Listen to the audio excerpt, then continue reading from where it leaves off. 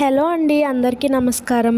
ఇది కూడా ఒక డైలీ వ్లాగ్ అండి. ఓన్లీ హాఫ్ డే వరకే షూట్ చేశాను. ఫస్ట్లీ అందరికీ థ్యాంక్ యూ సో మచ్ అండి, నా వీడియోస్ చూస్తున్న వాళ్ళకి, అలాగే నా సబ్స్క్రైబర్స్ అందరికీ. వీడియో అయితే తప్పకుండా చివరి వరకు చూడండి. మంచి కంటెంట్ అయితే షేర్ చేయబోతున్నాను పీసీఓడి గురించి.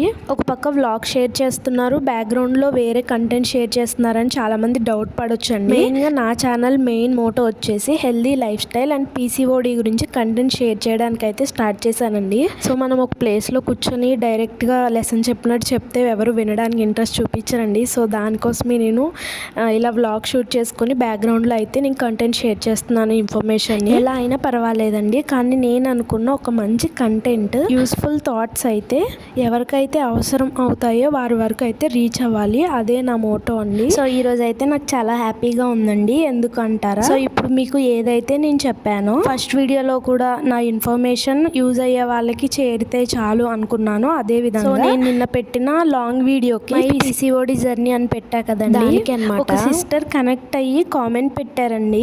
తన ప్రాబ్లం గురించి కూడా షేర్ చేసుకున్నారు. నాకు చాలా హ్యాపీగా అనిపించింది. ఫస్ట్లీ నా వీడియో బయటికి వెళ్ళింది అని చెప్పి, మెయిన్ గా ఏంటంటే నా కంటెంట్ ఆ సిస్టర్ కి నచ్చి నాకు రిప్లై పెట్టారండి. మంచిగా ఎక్సర్సైజెస్ కానీ ఫుడ్ వీడియోస్ అలా ఇంకా షేర్ చేయండి అని చెప్పి. నా వరకు ఇది ఒక హ్యాపీ న్యూసే అండి. ఎందుకంటే ఏదైనా బిగినర్ టైంలో ఉన్నప్పుడు రెస్పాన్స్ అంత బాగా ఉండదండి.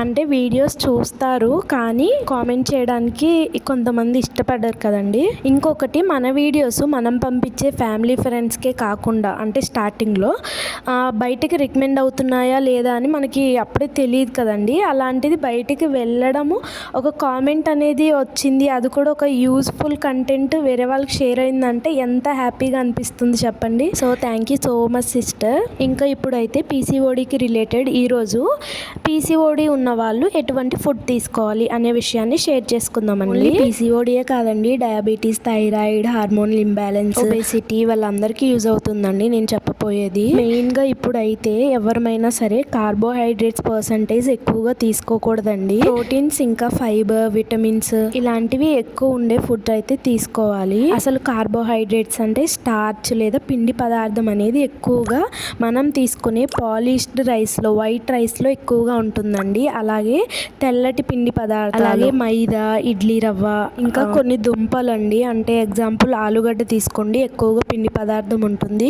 షుగర్ ఉన్న వాళ్ళు ఎక్కువగా తీసుకోకూడదంట. ప్రోటీన్స్, ఫైబర్స్ కోసం అయితే ధాన్యాలు, కూరగాయలు, ఎగ్స్, మీట్, ఇంకా ఫ్రూట్స్, మెయిన్గా వాటర్ ఎక్కువగా తీసుకోవాలండి. వీడియో నచ్చితే చిన్న లైక్ ఇవ్వండి.